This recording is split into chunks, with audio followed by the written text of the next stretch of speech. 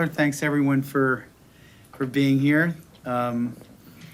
Opening day, I usually say it's my favorite, time of the year, but I think opening of a playoffs is better. And actually, my dad used to sing opening day and opening of the playoffs and brought us some good fortune. So I'm thinking of him today, Debbie and I, and our family. And there's nothing better than this. Mike Vassallo counts 1,033 games that we've played the last 7 years, and only 2 games out of 1,033 in the regular season were not meaningful. That's extraordinary.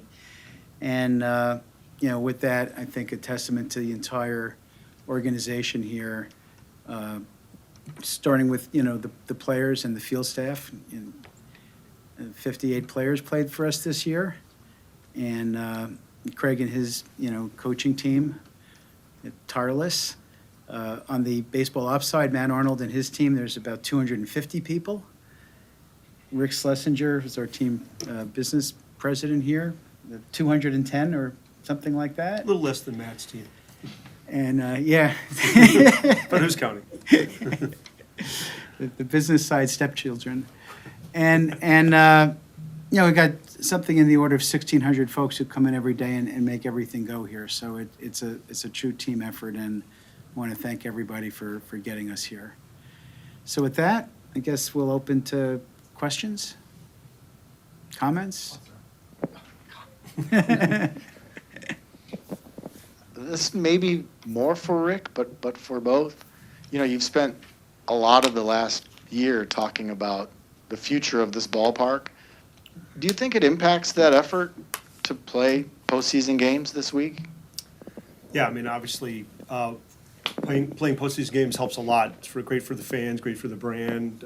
Doesn't hurt on the revenue side, but it just, I think, sort of symbolizes the relevance and the importance of the ballpark and the team to the community. The fact that we're, despite hurdles that are beyond our control, we're now a perennial postseason contender, and fans like that and frankly expect it, and we mean a lot to the community, and we generate a lot of excitement and a lot of revenue for the state, and I think that's relevant in terms of the debate that we're having. And I hear a lot in Madison about how important everybody thinks of the team and the ballpark. So again, this in a small way symbolizes that. So it absolutely helps to be in the postseason for a whole bunch of reasons. Debate or conversation? I'd say it's more of a dialogue. We've actually had really good receptivity, from bipartisan receptivity, and I think that's because this has been a model public-private partnership for 20 years. We could point to any number of examples in other cities where it didn't work. We don't need to do that other than to point to all the successes here. And I'm very excited that we can keep baseball in Milwaukee till 2050 if this all, works out. Mark, you mentioned Mike's research on just how few games you've played when there hasn't been something at stake. And Yeah, 2. it's a One in remarkable 2017 record. and one last year. It's a remarkable record no matter what market a team is in. But of course, in a smaller market, it's hard to do that in baseball. And there's been a lot of changes in players over the years, as there is for every team, and year-to-year attrition, different front office structures. What do you attribute the consistency of the culture of winning that has been created here to? Well, we made a pledge among the 4 pledges we made in 2005 when our ownership group took over, to have a team that was perennially, and I can't even pronounce it, but perennially competitive. Competitive all the time. And, the others were a good fan experience, or best fan experience, great place to work, and leader in the community. If I knew how hard it was to do that first one, I'm not sure. We may have led with a different pledge. In fact, there was someone from ESPN sitting right in your seat who, in this room was more full then because I was sort of a curiosity, and he looked at me and said, "You won't be so cheery when you've lost for 12 or 20 seasons," because at that point we hadn't been in the playoffs for over 20 years. I told him afterward, because I wouldn't say it publicly, well, that is not the plan. It was not the plan. And So one of the things they look to is stability. You know, Rick back then was one of the co-heads of business, and I must have gotten 1,000 resumes for business head. He's still here. Doug Melvin was our GM at that time. He retired after the 2015 season, and he's still actually under consulting contract with us.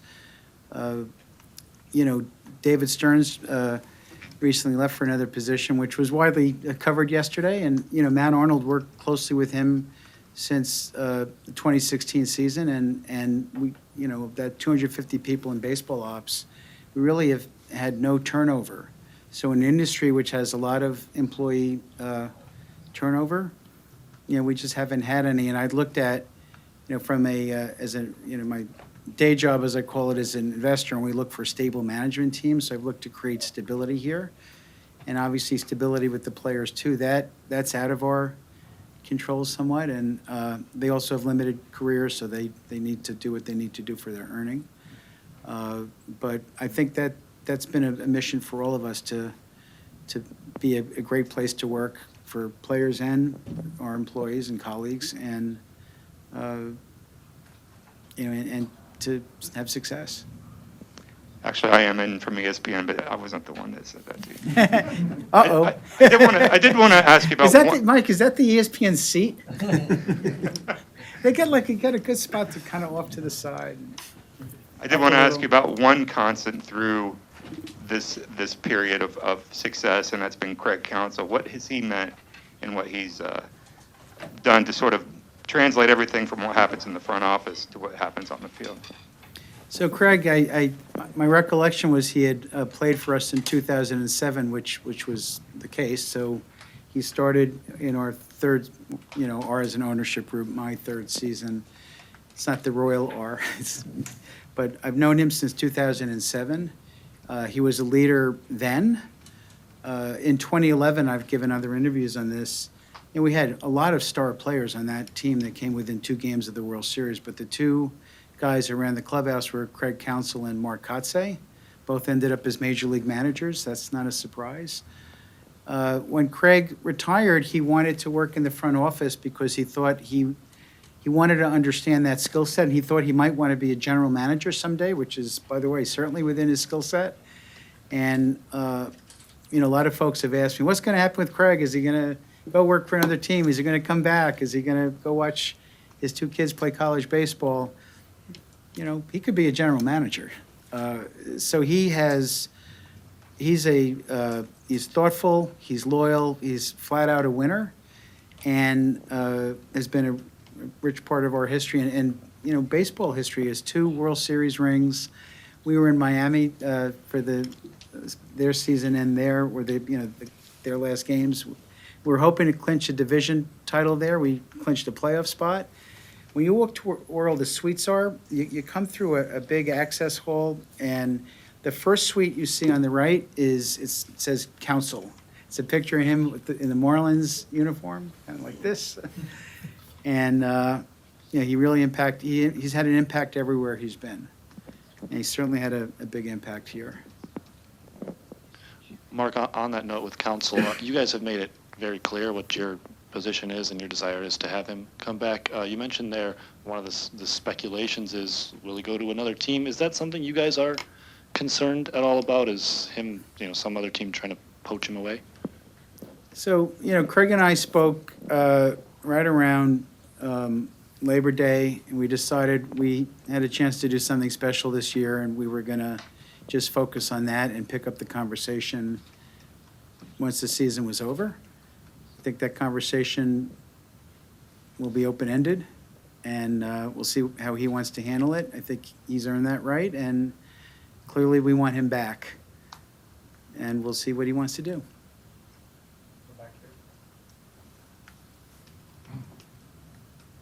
Just wanted to ask you a question just regarding your position with the Athletics Relocation Committee, just what progress has been made in processing that application, and do you anticipate the committee making a recommendation favoring a move, and what have been the complications as far as Las Vegas as a market, trying to determine the territory with TV and stuff?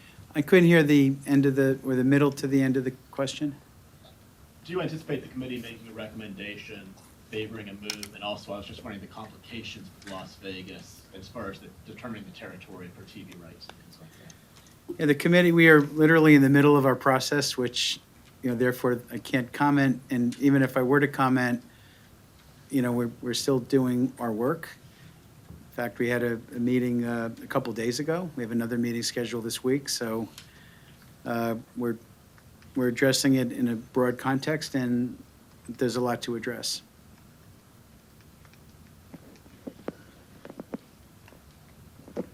Rick, my question's for you about, I remember the last time we spoke to you during Ben Sheets weekend, it was before the announcement, and you were saying we're in the 6th inning of the stadium funding. Then the announcement comes, and are we in a new inning now of the response with the congressional district and everything? But you're glad you said it that way. So, I guess the real question is, with the city and the county responding to the plan in the way that they did, where do you see the next steps? Obviously, it hasn't gone to be signed yet or anything like that. Yeah, obviously this week, we're going to be attending the hearing. The Assembly is having a hearing here in Milwaukee.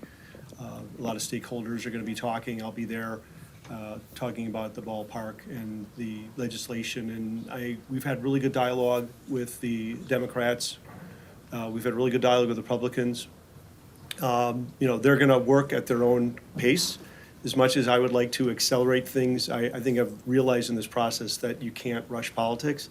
And the word consensus is usually not a word used in Madison these days, but I'm hearing really good talks and discussions from people. They want to objectively make this work. And what we're talking about now is the details. But the objective to keep us here long-term, have this ballpark funded, and have our landlord, the Stadium District, have enough funds to meet its obligations, those are lodestars that everybody seems to be agreeing on. And so I don't know what inning we're in. I would love it to be in the later innings, but the reality is, there's a cadence and a process, and we're respectful of that. No pitching changes there, right? No pitching. We're leaving him out there. I'm gonna complete the game, and we'll see what happens.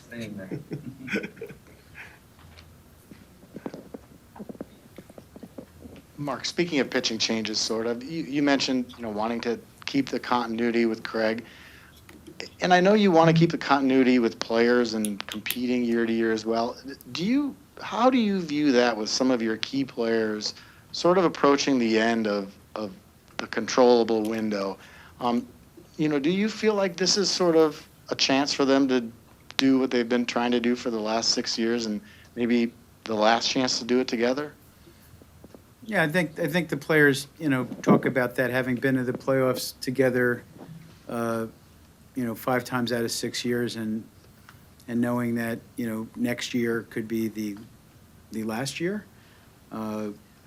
It's something that I think helps provide motivation. And, we've had which Matt Arnold could address better than I could, we've had a focus of trying to not only have that group of players, fully succeed, but have a next group behind them that can continue us staying competitive and not have a rebuild period. So, look, I think it's a motivator, and we're all enjoying the ride. Mark, there was a story in a certain newspaper written by a different reporter just mentioned that Brewers officials would contemplate a move to a different city if the stadium funding didn't work out. I just wanted to give you a chance to comment on that, since I don't think you have since that report was published. Yeah, I've never considered going anywhere else. Sure, we get entreaties. We've had entreaties, probably for a decade, from cities that didn't know the nature of our lease. And right now our lease runs till 2030. And I think whatever inning it is, it's toward the late innings of making sure we'll be here till 2050, and that's our sole focus. Mark, we got the news about Brandon Woodruff yesterday. Obviously, a tough blow for him, for the team. Just, what's your reaction, and do you feel like you guys are still well positioned without him? Well, and the reaction at first was a little stunned. He's not only a member of the member of the pitching staff, he's a key member of the team. You know, you talk about the players who were here, these, you know, for this playoff run, I think, what, you got Yelly, Woody, Corbin Burns, Adrian Hauser, who else? I'm going to miss one now. You know that's going to happen. But I think there were 5 players who, oh, Freddie Peralta, Freddie's so young, you forget. You know, and so that, all that, I think when he was up here yesterday, he talked about how hard it is not to be part of the clubhouse. Well, he's a key part of the clubhouse, pitching or not. And he's a leader the young pitchers lean on. He's a leader everybody leans on. So, you know, we'll just see what, lots of doctors have different, it's hard to find doctors that have the same opinion, so he's getting a few opinions here. And we'll see what happens. Anybody else? Mark, you talked about when you promoted Matt after David stepped down, that you wanted that continuity, but I imagine you never really know exactly how somebody's going to fare until they get that job. Just how would you assess what he's done his first year on the job, the acquisitions he made both before the season and at the deadline?